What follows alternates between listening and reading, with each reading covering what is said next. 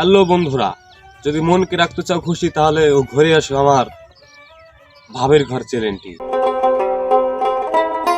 চর এলাকা, এই চর এলাকার কথা মনে হলে ভিতরে অন্যরকম একটা শান্তি চলে আসে, কারণ এরা অতটা চালাক নয় শহর এলাকার মানুষের মতো। এখানে কোনো যানবাহন নেই যে তারা এক জায়গা থেকে আরেক জায়গায় গাড়িতে যাবে। তাদের কোনো সুবিধা অসুবিধা হলে তারা কেউ ভোটে চড়ে, কেউ লুকা চড়ে, নদীর এপার থেকে ওপার তারা ছুটে যায়। চর এলাকার মানুষের জীবন বা পরিবার চালায় তারা তাদের গরু বাছুর, হাঁস মুরগি বা তাদের ফসল দিয়ে। চরের বাড়ি ঘর থেকে তারা নিজস্ব টাউন এলাকার বাড়িতে তারা চলে যায়, কারণ এখানে বর্ষার মৌসুমে তারা থাকে না। এখানে নানান পদের প্রজাতি সাপ দেখা দেয়। হ্যাঁ বন্ধুরা, তোমরা ঠিকই শুনেছ, এখানে প্রতি বছরে এই রাসেল ভাইপারের আঘাতে অনেক মানুষের মৃত্যু হয়। তাই তো তারা বর্ষার মৌসুমে কোনো উঁচু জায়গায় বা উঁচু স্থানে তারা বসবাস করে। এর চরটি হলো মাদারীপুর শিবচর থানা। চরের নামটি হলো চরজানাজাত পোড়াকান্দির চর।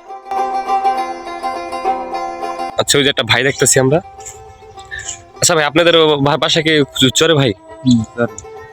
আচ্ছা, আমি অনেকক্ষণ ধরে দেখতেছি যে দুইটা বাড়িতে মানুষ নাই, মানে পরিত্যক্ত হয়ে আর কি পড়ে রয়েছে। এখানে কি মানুষ থাকে না? না, তারা এখানে থাকে না, তারা অন্য জায়গায় থাকে। অন্য জায়গায় থাকে? কই থাকে তারা? এই রাস্তা না। এই রাস্তার মাথায়, ওই যে ওই জায়গায় যেটা রাস্তার মাথায় থাকে তারা? ও আচ্ছা, ধন্যবাদ ভাই। তাও দেখেন দর্শক, তারা কিন্তু আগে কিন্তু এখানে থাকতো। দেখেন তারা এই যে রান্নাঘর, তারা কিন্তু আগে এখানে রান্না বান্না সবকিছু করতো। এই যে তাদের হাড়ি, মানে আগে তারা কিন্তু এখানে থাকতো, বুঝছেন? এই যে দেখেন, সেম এই জায়গাটা কিন্তু তাদের কল ছিল। চরের মানুষের জীবন কিন্তু অতটা সহজ নয়। তারা কিন্তু নানান প্রজাতির সাপের সাথে যুদ্ধ করে কিন্তু তাদের জীবনটাকে চালাচ্ছে। এই সুন্দর চর, এই সুন্দর গ্রাম আছে বলেই আজ আমরা সোনার বাংলাকে বাংলা বলে ডাকতে পারি।